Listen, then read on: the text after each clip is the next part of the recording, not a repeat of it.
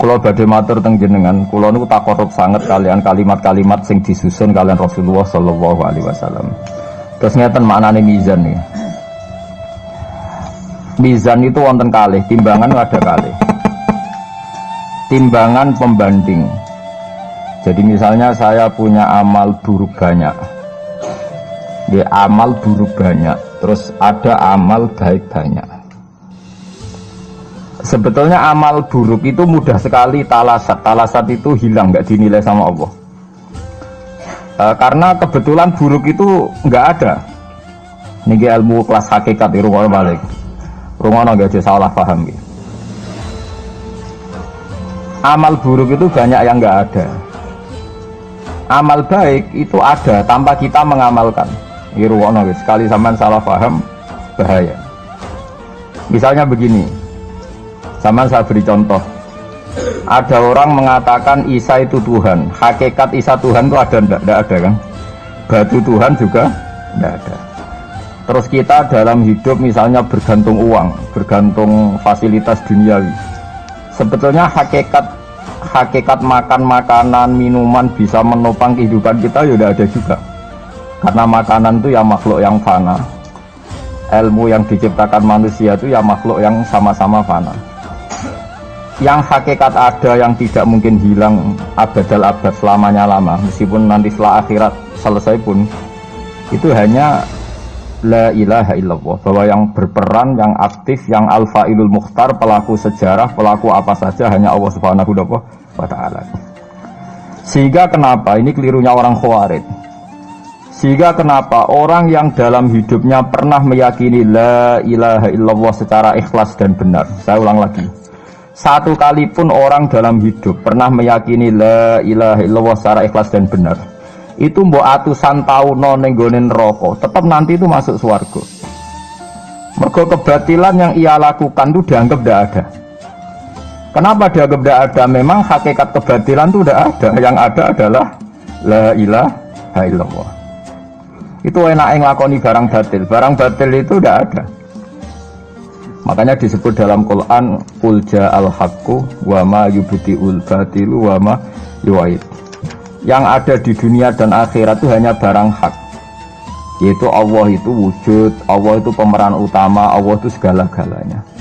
Lainnya itu barang batil. Barang batil itu barang yang enggak ada tapi oleh manusia yang salah dianggap apa? Ada.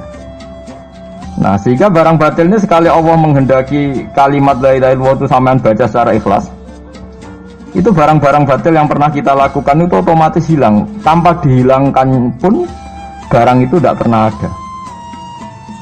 Yaitu itu disebut barang nopo? Disebut barang nopo? Batil.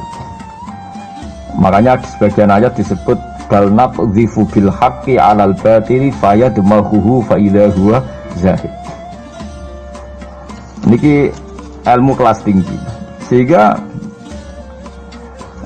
kenapa orang-orang kafir yang menyembah batu, menyembah Isa nanti masuk neraka? Sebetulnya Allah itu memasukkan mereka ke neraka itu hanya karena Allah ingin bilang gini tok.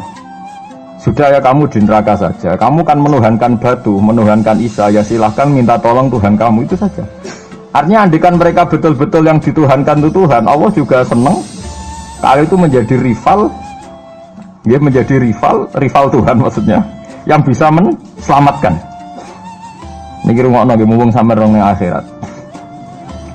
Mboten niki ijazah kula nu mujarab tenan. Kata Imam Ghazali kula nu jeling tenan. Kenapa Imam Ghazali disebut Hujatul Islam? Sama nak kepen syukur iku gampang. Duit ra duwe, utang wakeh, jatuh tempo, bojo wani, anak kecewa di bapak kowe, terus mentek ngamek kowe. Niku jari Imam Ghazali kena sekarang ana nikmat marahe kuburan. Mara kuburan terus kamu berkeyakinan bahwa semua yang sudah mati itu sangat-sangat berkeinginan hidup meskipun hanya 1 jam. Wong sak donya mulai Nabi Adam nganti saiki kabeh berharap dihidupkan lagi meskipun 1 jam karena ingin membenahi kalimat tauhid la ilaha illallah. Lah kowe iku jek urip. Lah kowe iku jek urip. Berarti wong sak miliar-miliar sing wis mati iku iri mbek kowe mergo kowe jek urip. Nah, berarti terus gue syukur ya Allah, apapun masalahnya di dunia saya ini hilang semua mergo kula ijek urip. Kula baleni malih. Dengan demikian kowe muni alhamdulillah aku fasih. Piye wae kowe iku duwe nikmat rupa-rupane urip yang sangat diingini oleh Firaun sekalipun, oleh Namrud, oleh Qarun, orang-orang miliarder dulu itu sangat berkeinginan sing jenenge urip. Lah kowe nyatane sakniki napa? Iki urip. Dadi ini luar biasa, paham napa? Luar biasa. Ini tak warai ilmu tauhid itu. Terus nanti setiap saya ngaji setelah selesai sampean baca dijiwai. Sebab itu ketika orang kafir dimasukkan neraka itu sebenarnya Allah itu hanya bilang gini, wakilat usyrakaakum fada'auhum falam yastajibu lahum wa ra'awul adzab. Tidak apa-apa, kamu sekarang masuk neraka, kamu tidak menuhankan saya. Kamu minta tolong sama Tuhan kamu. Nah, ketika demikian kita pernah menuhankan yang paling ekstrim tentu menuhankan Yesus atau menuhankan batu, menuhankan dewa-dewi, atau mungkin Tuhan di bawah itu ya kita menuhankan uang, menuhankan sebab, menuhankan jabatan macam-macam sehingga mengalahkan Tuhan sejati Allah. Terus mereka minta Tuhan-Tuhan itu supaya menolong. Walhasil akhir cerita itu wadolla anhum ma kanu yaftarun wadolla ankum ma kuntum tasubun wadolla anhum ma kanu yaftarun. Itu di Quran diulang-ulang dengan beberapa redaksi. Akhirnya hilang apa yang kalian kira ada. Oke, akhirnya hilang apa yang kira kalian ada. Misalnya kita mengatakan bahwa hidup itu harus makan, harus minum. Ternyata nanti di akhirat tanpa makan, tanpa mikun orang hidup. Makanya itu hebatnya ulama, hebatnya ahli sunnah, hebatnya nabi. Nabi itu orang mukmin itu dilatih. Kalau lesu ya makan, kalau ngantuk ya tidur. Tapi kita diajari ada makhluk hidup yaitu malaikat yang tidak makan, tidak tidur. Paling tidak meskipun kita itu kalau nggak makan lemes, kita tetap tidak mengatakan tanpa makan makhluk pasti mati, karena kita berkeyakinan diberi akidah ada makhluk yang namanya malaikat nggak makan nggak minum tapi hidup. Sehingga meskipun kita mengalami kalau nggak makan itu mati, tapi tetap menyisakan satu keyakinan bahwa makan itu tidak syarat hidup. Buktinya malaikat nggak makan hidup. Paling tidak dengan keyakinan itu kita tidak mendewa-dewakan harus makan. Nah, itu cara-cara Nabi mengajarkan kita. Paham gitu. Terus ini saya ulang-ulang. Makanya disebut wadolla anhum. Apa yang mereka kira ada itu dari awal tidak ada. Ya, apa yang mereka dikira ada nanti di akhirat tidak ada. Lah sing ada itu tetap nopo alhamdulillah. Makanya ketika nanti orang masuk surga gitu, da'wahum fiha subhanakallahumma wa tahiyyatuhum fiha salam wa akhiru da'wahum alhamdulillahi rabbil alamin. Ini penting kalau aturakan. Terus sakjane salah niku ora dikepenak. Itu sebabnya kenapa orang yang kafir mulai cilik sampai tua ketika meh mati kok nglafadzna la ilaha illallah, satu kalimat ini akan menghapuskan kekafiran di masa lalu. Kenapa kok bisa hapus? Karena kekafiran yang masa lalu itu omong kosong semua. Ya toh, mengatakan Isa Tuhan ya omong kosong, malaikat Tuhan ya omong kosong. Ini omong kosong semua. Barang itu kalau hakikatnya kosong, hilang karena tidak ada bukti, memang tidak benar. Itu kan gampang untuk menghilang. Itu podo karo wong mending ini. 3 miliar ambek 3 miliar. Iku podo karo 5 rupiah. Dari ku gremeng meneh. 1 triliun ambek 1 triliun podo karo 500 rupiah. Omongan gremeng itu kan ya wong edan itu kan. Berarti sak urip-uripe muni Isa pangeran ya edan. Muni liyane pangeran itu kan omongan ra penting semua. Meskipun yang disebut tuh miliar triliun, tapi kan cara guru biji busak kan gampang dobong ae wong ndak.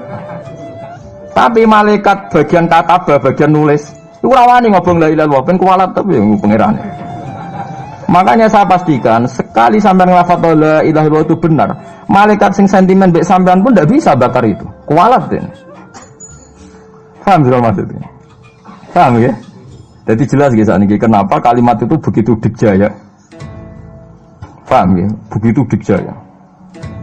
Lah soal kita ngalami di zaman akhir. Orang lafadzkan kalimat itu dianggap bid'ah, terus tukaran. Ya kita semua ngalami bingung kalimat itu salah apa, dianggap napa bid'ah. Wong kalimat disifati thayyibah, sing lafadzno dihukumi nglakoni bid'ah. Lah sing diarani bid'ah ya ora trimo pisan, malah gawe hadis palsu. Fadilail wiridani malah palsu hadis. Sajane cara padha warase ngoten ora perlu debat bulet ngoten. Padha warase lannya kono nganggo kapasitas ulama, kita pakai kapasitas apa? Ulama, terus kita diskusi baik-baik. Di kula baleni malih nggih, kenapa kalimat thayyibah disebut kalimat baqiyah? Dalam istilah Quran wal baqiyatus sholihat. Baqiyah itu sesuatu sing abadi. As-sholihat itu sing layak, sing apik, sing selalu duwe eksistensi. Soleh maknane layak. Layak iku mergo wujud. Ya kula baleni malih tak wari filsafat ilmu hakikat. Sing darani layak iku sitok mergo wujud. Nak barang ora wujud itu jenenge dilafatno tapi mboten layak. Jadi barang ana sing dilafatno tapi ora layak, ana sing ora usah dilafatno tapi wis layak disebut sholihat. Saleh maknane apa? Layak atau punya eksistensi. Misalnya begini ya, kula tak warai ya ben sampean nang lafatno la ilaha illallah niku benar. Ketika manusia itu menganggap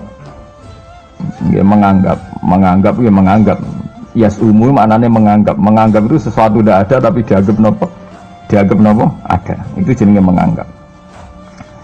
Ketika manusia itu menganggap bahwa tidur itu penting, kalau orang tidak tidur itu maka dia akan lemah, kalau orang tidak makan itu dia akan mati. Sebetulnya semua ilmunya manusia itu menganggap, karena diulang-ulang oleh satu kejadian, kalau nak gak mangan itu lesu, nak gak turu itu lemes, terus dia menganggap kalau gak tidur itu orang mati, kalau gak makan itu orang mati. Itu ilmu yang dikatakan oleh para ahli hakikat hanya menganggap itu sah, karena anggapan manusia salah itu sah, keliru ya sah, benar ya sah, tapi ya hanya anggapan. Tapi dalam ilmunya Allah Ta'ala sing abadi, kehidupan itu tidak bersyarat makhluk itu harus makan, dan Allah bisa membuktikan itu lewat Allah menciptakan apa? Malaikat. Nah sehingga semua ilmu selain ilmu hakikat itu dalam bahasa ilmu hakikat disebut kita menganggap, kita merasa tahu. Bukan saya tahu, tapi saya merasa tahu. Nah, liane kalimat la ilaha illallah itu semuanya begitu. Kita merasa tahu bahwa kira-kira begini, kita melihatnya begini. Tapi sing hakikat, sing gak bisa dibatalkan bahkan oleh malaikat sekalipun, niku namung kalimat la ilaha illallah. Nanti disebut kalimatu haqqin 'alaiha nahya wa 'alaiha namut wa 'alaiha nufatu insyaallah taala minal amin. Karena yang dikatakan hidup itu roh. Roh itu tidak butuh makan. Ketika jasad itu mati, hancur, itu rohnya kan masih hidup.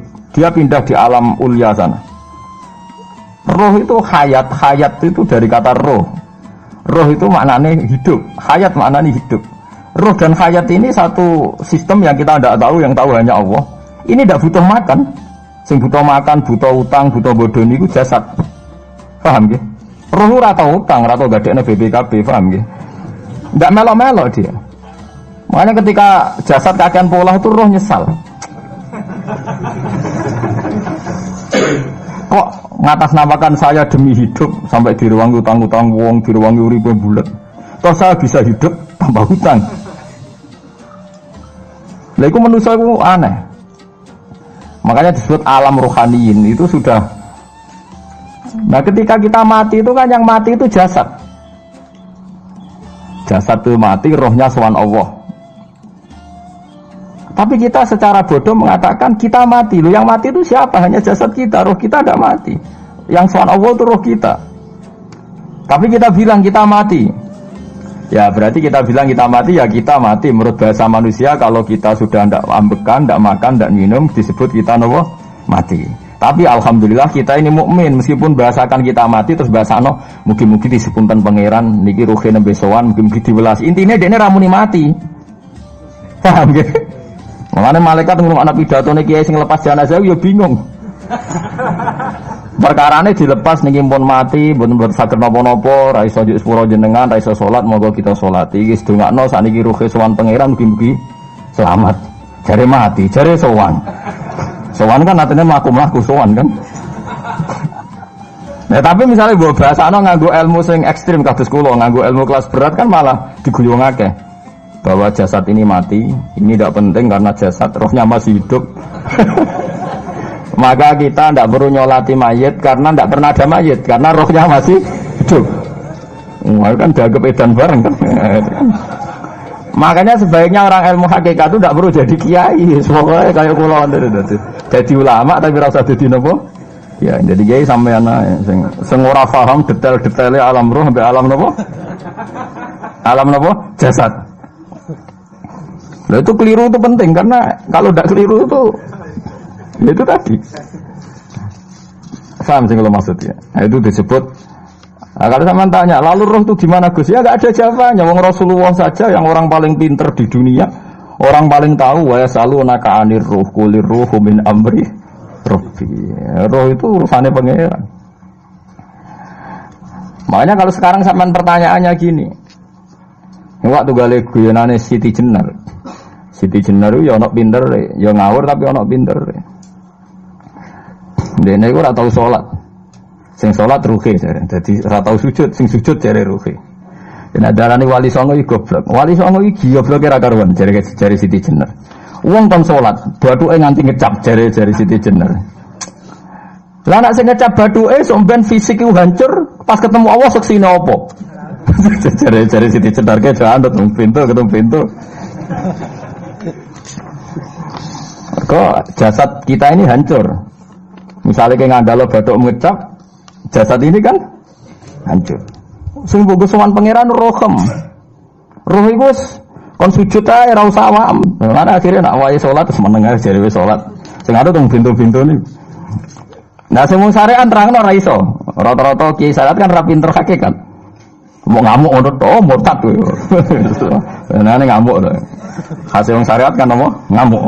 Ngamuk ana stresan rangno ngamuk. Ya akhirnya gak sambung kan. Saya pastikan ajaran Kak Siti Jenar itu sesat. Sesatnya adalah wali-wali yang alim, termasuk wali songo yang alim itu bilang begini. Ketika bathuk kita dikokon sujud ning pangeran, kita sujud itu sebetulnya bukti bahwa fisik kita itu tunduk sama perintah roh. Karena roh kita sujud, roh ini menyuruh fisik kita juga ikut sujud. Jangan jadikan fisik ini rivalnya roh. Itu kita gobloknya Siti Jenar. Kalau roh kamu sujud, fisik kamu tidak sujud, namanya rivalitas. Berarti kowe di jisim, duwe wadak sing ra nurut roh. Berarti rivalitas. Lalu jasad kamu itu sing mimpin sapa kok gak nurut. Lah ini malah sing rodok-rodok Siti Jenar tobat mulai detik ini Pak. Karena ya buatan tak mikir sama paham ya. Jadi ini permainan ilmu kelas tinggi paham ya. Kayaknya gak tahu mikir toh. Lah diwarai kok ben kok alhamdulillah aku fase. Paham ya? Paham ya? Makanya andekan malaikat itu kok sujud ning Nabi Adam ketika Allah nyuruh, "Hei para malaikat, saya menciptakan manusia namanya Adam. Setelah jadi maka kamu sujudlah." Itu malaikat sujud. Sujudnya malaikat bukan karena nganggap Nabi Adam itu Tuhan atau makhluk yang istimewa, enggak. Karena perintah Allah disuruh sujud. Malaikat enggak perlu tanya maknanya sujud ke Adam itu apa, enggak perlu. Pokoknya karena Allah nyuruh ya sujud. Paham ya? Setan pakai rasional. Ngapain sujud Adam? Musuh bodoh-bodoh makhluk. Mulanya orang aliran sing sesat malah darani malaikat sama iblis itu tauhidnya tinggi iblis. Karena malaikat diuji disuruh sujud sama Adam, makhluk mau, terjebak dia sama permainan Tuhan. Kata Allah, dari malaikat terjebak tes-tesane pangeran. Iblis luwih pinter perkara nek gelem sujud. Berarti dekne mau gelem sujudnya namun kalian Allah. Lha kok wong sesat kok. Wong kok nganggur nganti ngono, maksudnya mikire iso ngono. Mulane sing dadi utang dosa luwih apik timbang sing dipikiran ngene iki, paham ya? Paham ya? Jadi malaikat terjebak permainan Tuhan, dites gak lulus ya. Itu ngeri kalau nuruti alin-alin ngoten. Yang benar adalah setan itu dianggap keliru. Karena dia tidak punya otoritas pikiran. Dekne ora wujud, hakikate setan malaikat gak wujud, wujudnya diwujudno Allah. Nak wujudnya diwujudno Allah, apa wae sing dadi dawuh Allah kudu sami'na wa ata'na. Karena dia tidak bisa menjadi rival Tuhan. Makanya kalau kita diperintah Allah langsung lakoni, gak usah gawe rivalitas. Mari paribasane ke kon mangan wis sareng nek wong utus mangan wis mangan ae. Nang kok wargen wis Gusti kan mangan. Nek ora mangan ya ora mangan, pokoke kon nurut. Lah itu kelirune Siti Jenar, dia lupa. Dia itu lupa bahwa dengan mengatakan jasadnya tidak perlu sujud. Mergo sok ben siji satu roh, dia bikin rivalitas antara roh dan jasad. Mula nate maca aliran Siti Jenar mulai yang versi Arab sampai versi tulisannya wong-wong bingung-bingung itu. Sing luwih bela Siti Jenar timbang Wali Songo. Bahkan dalam cerita itu seakan-akan Wali Songo kasut mergo jare Siti Jenar dipateni wangi terus digendi asu macam-macam lah cerita ngono. Mula nu peneliti ra kabeh, kula ra koyo Ki Mustofa niku kaya apa ya ngono. Gak jelas roe tapi jelas dadi kiai ini. Enak ngoten niku. Dadi ya ana wong ilmune ra pati akeh tapi jelas dikiyaino. Kula ilmune akeh ra pati dikiyaino.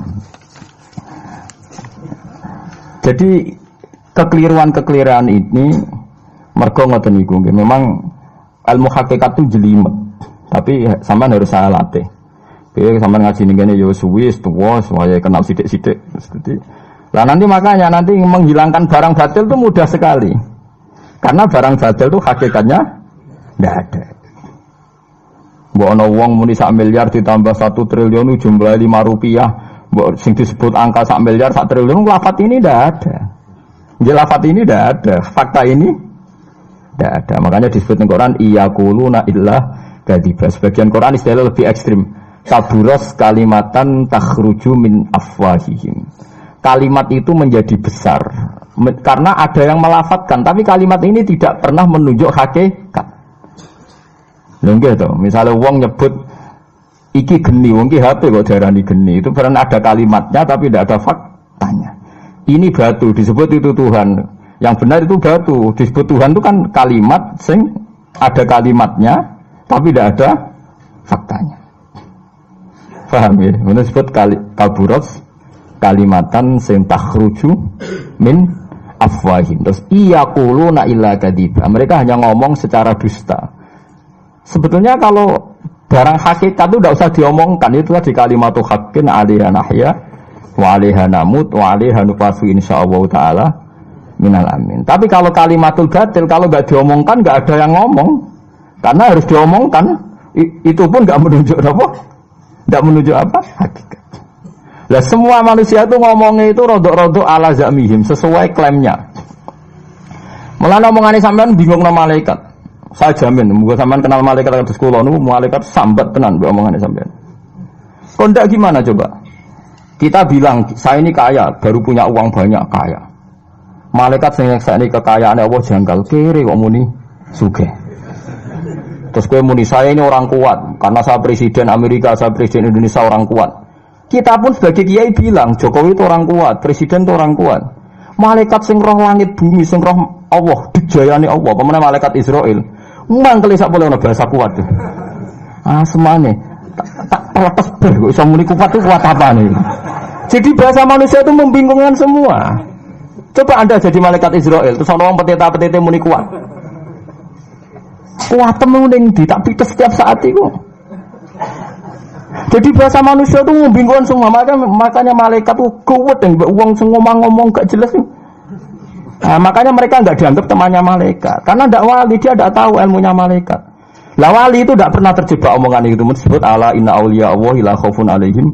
Sampai disebut nanti diantara khasih wali itu kalau meninggal tatanazzalu alaihimul malaikatu alla takhafu wa la tahzanu wa absyiru bil jannatil lati kuntum. Terus malaikat-malaikat yang di langit semuanya bilang pada wali ini nahnu auliyaukum fil hayatid dunya wa fil akhirah. Saya ini mitra kamu, saya ini teman kamu baik zaman kamu di dunia maupun di akhirat. Karena bahasanya wali dengan bahasa malaikat itu sama. Enggak pernah merasa kuat, enggak pernah merasa hebat karena malaikat itu tahu yang hebat itu Allah, tahu betul dia. Apalagi temannya Israel tahu betul. Paham ya? Oleh wali yang meniku bahasa disiga sambung. Disebut nahnu auli, kayak agak tahu tuh paham Quran kados kula. Lah mulane ngaji, wis kerepean lah pokoknya paham. Lah bahasa manusia enggak wali itu bingung karena malaikat karena tadi kita bilang presiden itu orang kuat. Ini orang kuat. Padahal malaikat yang bagian mitosnya Allah ini janggal, kuatnya nang ndi. Apalagi malaikat yang nyekseni alam malakut. alam ning langit. Yang sampean saiki wis sinau planet mawon lah. Planet Mars itu kayak gini, Platurus gini. Delok bumi planet paling kecil. Wong bumi planet paling kecil kok penduduknya paling kuat tuh piye kamu sih? Paham ya? Wes bumi paling kecil digoni wong miliatan. Terus untuk mau sepiro? Mau untuk kok terus kuat itu kuatnya nanti. Berarti sampean membahasakan orang kuat ya gak sido bener. Orang itu ilmuwan, orang paling pinter di dunia. Pinternya ning misalnya yang ngerasa pinter karena ini bisa menemukan komputer, bisa menguasai sak dunia, peneliti, handal ngene-ngene jare malaikat. Umpama ke roh ilmu sak bumi ku rong roh Mars. Aku sing nata Mars, tukang jogo. Artinya umpama ke roh tenan bumi ku rong roh planet lain dan kehidupannya di sana. Apa meneh alam malakut, alam roh. Misalnya alam kematian itu butuh ilmu 99, alam dunia mau butuh sitok. Ngendikane Nabi bandingan ilmu dunia sampai akhirat itu 99 banding 1. 1 dibagi wong sak dunia. Subhanallahi wa bihamdihi adada khalqihi wa ridha nafsihi wa zinata arsyihi midada kalimatihi. Subhanallahi wa bihamdihi adada khalqihi wa ridha nafsihi wa zinata arsyihi midada kalimatihi. Subhanallahi wa bihamdihi adada khalqihi wa ridha nafsihi wa zinata arsyihi midada kalimatihi. Subhanallahi wa bihamdihi adada khalqihi wa ridha nafsihi wa zinata arsyihi midada kalimatihi. Subhanallahi wa bihamdihi adada khalqihi wa ridha nafsihi wa zinata arsyihi midada kalimatihi. Subhanallahi wa bihamdihi adada khalqihi wa ridha nafsihi wa zinata arsyihi midada kalimatihi. Subhanallahi wa bihamdihi adada khalqihi wa ridha nafsihi wa zinata arsyihi midada kalimatihi.